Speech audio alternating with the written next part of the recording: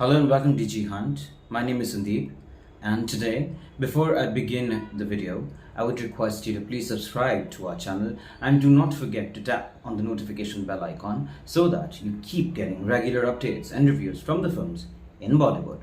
People, in this video, we are going to review the film Jogi that is dropped today on Netflix. Now, before I begin with the review, it is my duty to give you a background on the film and the events on which the film is based.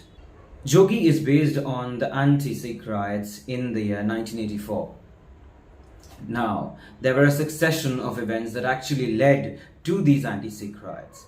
The Indian Intelligence Agency reported three prominent Sikh figures, Balbir Singh, Shahbeg Singh, and Amrik Singh, referred to as the heads of the Khalistan movement. Each made 3 trips to Pakistan between 81 and 83. The Intelligence Bureau also alleged that training was being provided at various gurudwaras situated in Himachal Pradesh and Jammu and Kashmir. The Soviets made a false claim that more than 1,000 Special Service Group commandos of the Pakistani army had been dispatched by the Pakistani government into Punjab to fight the Indian government.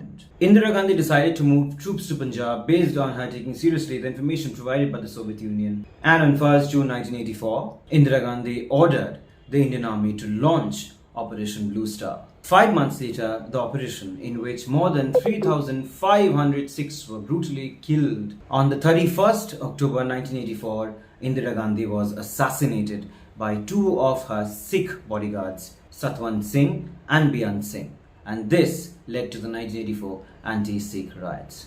Now, coming back to Jogi the film, Ali Abbas Zafar directed the film and he has done a wonderful job, a swell job. His direction is taut and he did a great job with almost every department. Diljit's role in parts could have been a little more sensitive and could have had a little more depth. The background to the riots could have been elaborated a little more, and a little more of the tension could have been incorporated in certain places.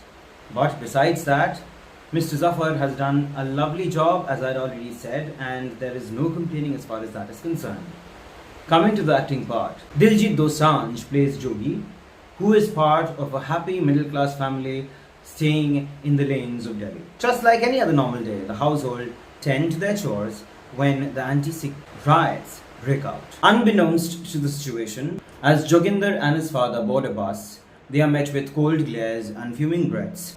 Then, almost out of the blue, people start beating them and calling them terrorists. Jogi somehow shields his father and manages to jump out from the bus, only to find anarchy on the roads, where his other Sikh brothers are being hounded by masked men. To his horror, he sees Sikh people being set on fire, being shot at. Somehow, he manages to rush home to make sure everything is okay with his family. And that's when he comes to know that his brother has been burned to death. And now, it is Jogi's prime responsibility to make sure that he, his family and his relatives move out from that mayhem and reach to safety in Punjab. Diljit Dosanjh does a lovely job in conveying the emotion of fear of a normal person, as he gives it his all to rescue his people from the massacre. Mohammad Zishan Ayub plays Inspector Chautala, who has been assigned the task of killing as many Sikh people as he can. Chautala, being a very close and a dear friend of Jogi's, risks it all to save his friend and his family.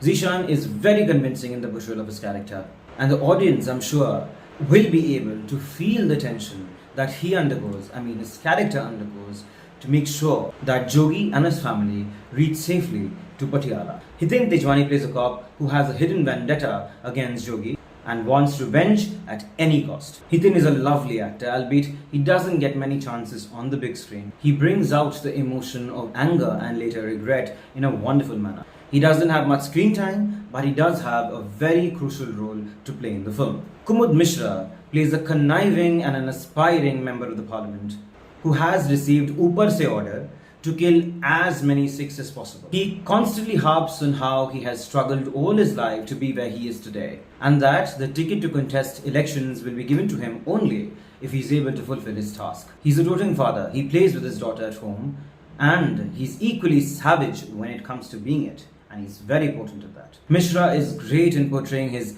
viciousness and juxtaposing it with the softness of being a father.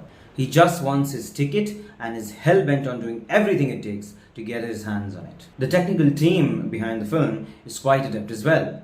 The cinematography by Markin Laskovic deserves a special mention because it is because of his sweeping frames and wonderful camera work that you literally feel the angst and the claustrophobia that the people of that era might have actually felt. The writers Sukmini Sadana and Alia Bazafar have done a commendable job as well.